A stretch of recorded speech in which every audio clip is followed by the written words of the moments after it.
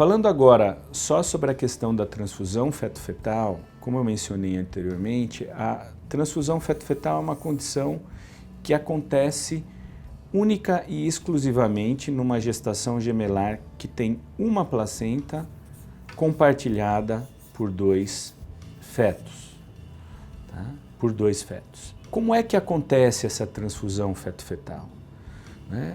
Os dois fetos que estão ligados nessa mesma placenta têm os seus vasinhos do cordão umbilical que deveriam ir só para a placenta, para as trocas nutricionais e de oxigênio, mas alguns desses vasinhos atravessam, né, essa membrana que separa os dois bebês e acabam por comunicar a circulação sanguínea dos dois fetos. Na imensa maioria das vezes, em 90% dos casos de gestações gemelares monocoriônicas, quando existem essas comunicações vasculares, os dois bebês conseguem se equilibrar muito bem com essas chamadas anastomoses ou comunicações vasculares.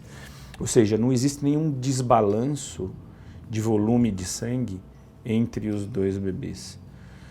Mas, mais ou menos em 10% das gestações monocoriônicas, por conta de diferentes tipos de comunicações vasculares que existem entre os dois bebês, vai ocorrer um desbalanço entre o volume de sangue que banha um bebê e o outro.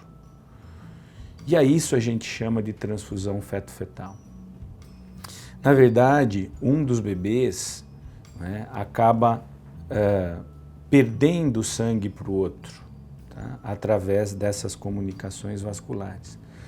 O bebê que perde sangue para o outro, que a gente chama de doador, né, fica com pouco sangue na sua circulação. Quando a gente tem pouco sangue na circulação, a primeira coisa que a gente faz é parar de urinar. E esse bebê para de urinar. Parando de urinar, o líquido que envolve esse bebê, né, que é a urina do feto, vai reduzir. E esse bebê vai ficar numa situação que a gente chama de oligohidramine ou anidramia, ou seja, ele fica sem nenhum líquido na sua volta.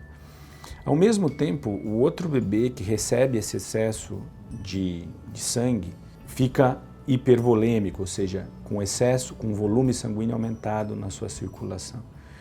Toda vez que a gente tem um volume de sangue aumentado na nossa circulação, a gente urina demais. E é isso que acontece aqui. Esse bebê é o chamado receptor da transfusão feto-fetal,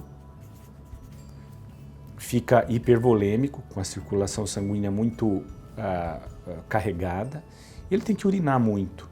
Isso faz com que a sua cavidade amniótica fique distendida, né? Ele fica então num polidramino, numa cavidade amniótica com muito mais líquido do que ela deveria ter. Então, no quadro de transfusão feto-fetal, o que nós vamos perceber é um dos gêmeos, tá, que fica envelopado pela membrana amniótica, porque na sua cavidade amniótica não tem líquido, ao mesmo tempo que o outro bebê, receptor, fica nadando numa piscina de líquido amniótico, ou seja, num polidrâmino, urinando demais, e a bexiga desse bebê fica sempre muito evidente, fica sempre muito grandona. Então essa situação a gente chama de transfusão feto-fetal na sua forma clássica, ou sequência oligopolidraminia, ou STT, uma sigla que todo mundo usa por aí.